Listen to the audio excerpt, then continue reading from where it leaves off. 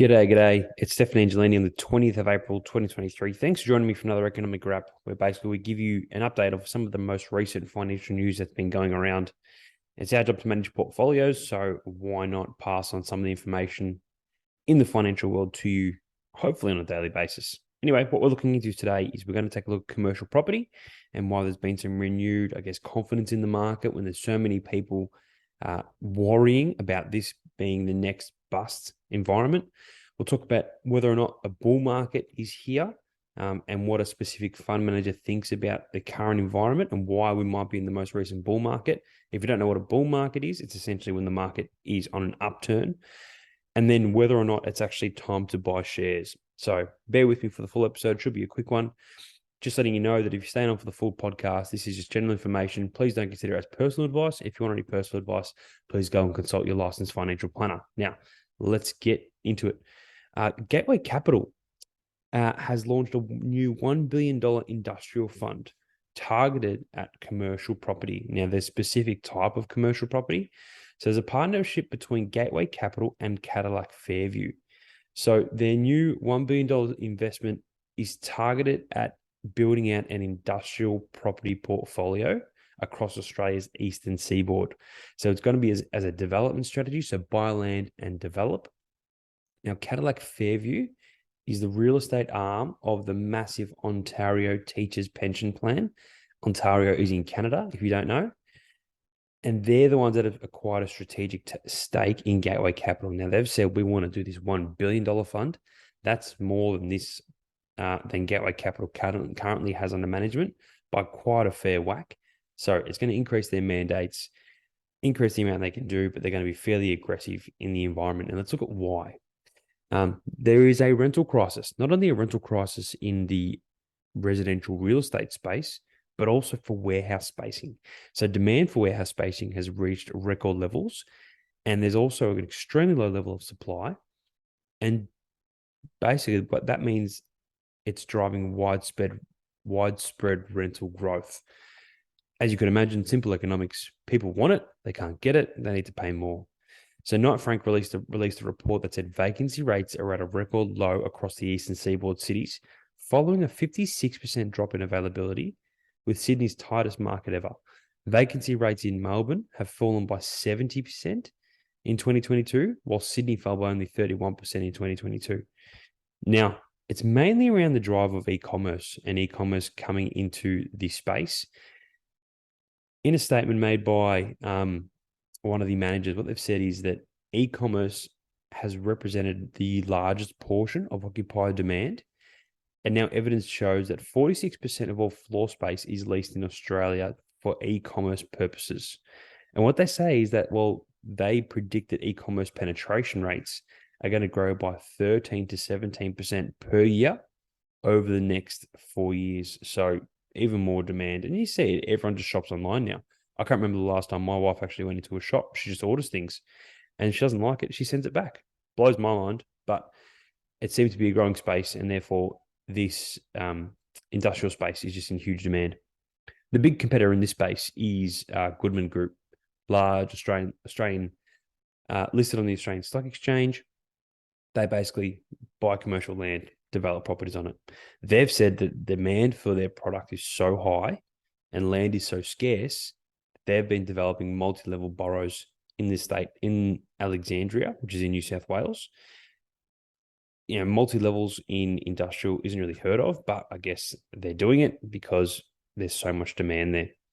So what that means is it seems like there's still, especially in the industrial space, there's still so much demand for it and so much money getting pumped into it. Just recently, BlackRock, or Blackstone rather, released their biggest ever real estate fund. Now, this is contrary to what a lot of the fund managers are saying. And I went to an update yesterday, basically indicating that they think the commercial real estate sector, and particularly the commercial real estate debt sector, is going to be the next sector to come under issues, given the current environment. So it's going to be really important to see how this asset class actually performs.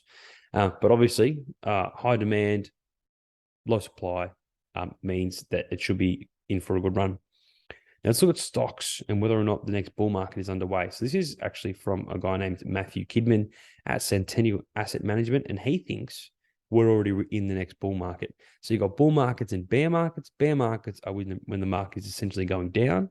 Bull markets is when the market is going up. In the past, there's been a lot more bull markets than bear markets. So bull markets typically last a lot longer than bear markets. But in the US, we're still in a bear market at the moment. And same as in Australia, because it hasn't been that bad. So what are the signs that he's saying means we're actually in a bull market now? This all relates to the US equities, by the way, which fell by about 22% throughout 2022, or 25% rather in 2022. So I'll look at some of the data here. So he's saying, point number one, after a bear market, if there's two positive quarters after a bear market, that's the sign of the start of a bull market. So what's happened in the S&P 500, which is the top 500 companies in the US, after the December quarter in 2022, it was up 7.1%. And after the March quarter, 2023, it was up 7.5%. Now that's following the 9 months prior where it fell by 25%. So that's one indicator that he looks at to say, well, this is the start of a bear market because this is what has happened in the past. Number two, valuations, especially in Australian equities, are nice and cheap. So the S&P ASX 200, which is the top 200 largest companies in Australia, that's the index for that. That's now trading at a 12-month forward price to earnings multiple of 14.1 times versus its 5-year average of 16.4 times. That's a discount of 14%. So a PE ratio is normally a valid indicator of the valuation, or it's a valuation metric of a company. And smaller companies in the space is trading at an even more affordable or cheaper price. So he's saying that because these stocks are now so cheap, and that being share price compared to the amount of profit they make, it may be a good time to start buying Aussie equities. He's saying number three, central banks are almost done, which will be positive for equity markets. Now, you're probably thinking, but the economy is still going to be under hurt. Now, what happens is that the markets are investing in equity markets. It's a forward-looking approach. And after the rise of, I guess, interest rates, that's actually has a lagging effect. So as a little quote here, the lag effects of the announced interest rate increases in the last year will drag on the economy for some time, but we expect markets which are forward-looking to rally as interest rates approach a cyclical cycle. So everyone is predicting that we are nearly at the peak of interest rate increases as inflation has started to ease. I think the US has come under 5% now. Australia has finally said we're going to actually not raise rates. We're just going to sit steady for a little while. It's going to be really interesting to see what happens. But they say because we're at a peak, it's going to be really good for economic markets for share markets around the world. Number four, sentiment is bearish. And historically, that's the right time to buy. So history has taught us that a non-consensus view normally delivers long-term outperformance. So when everyone's scared, you get in. So not going with the crowd or not being a sheep, saying when everyone is afraid, I'm going to get in. This is the kind of thing that Warren Buffett has always done, and it's always worked out really well for him. And he's saying now is the right time to buy because investors are remaining bearish and cash levels in both institution and retail sectors are above average. So people are sitting on cash, sitting and waiting. And historically, this means it's the right time to get in. So is it the right time to buy equities? Well, Centennial believe it is. They think that with all the factors that they've mentioned just before, that it's the start of the next bull market has already begun. And he believes it's time to start adding exposure to the portfolio. So if you think it's the right time for you, reach out and get some financial advice. Obviously, there's risks with investing. But if you're in it for the long game, now is a really good time to get involved because we're coming off some pretty good lows. Anyway, that's an update for me. Thanks for listening today. If you've got any questions, reach out to hello@angeladvisory.com.au and go off and have a great day. See you soon. Bye.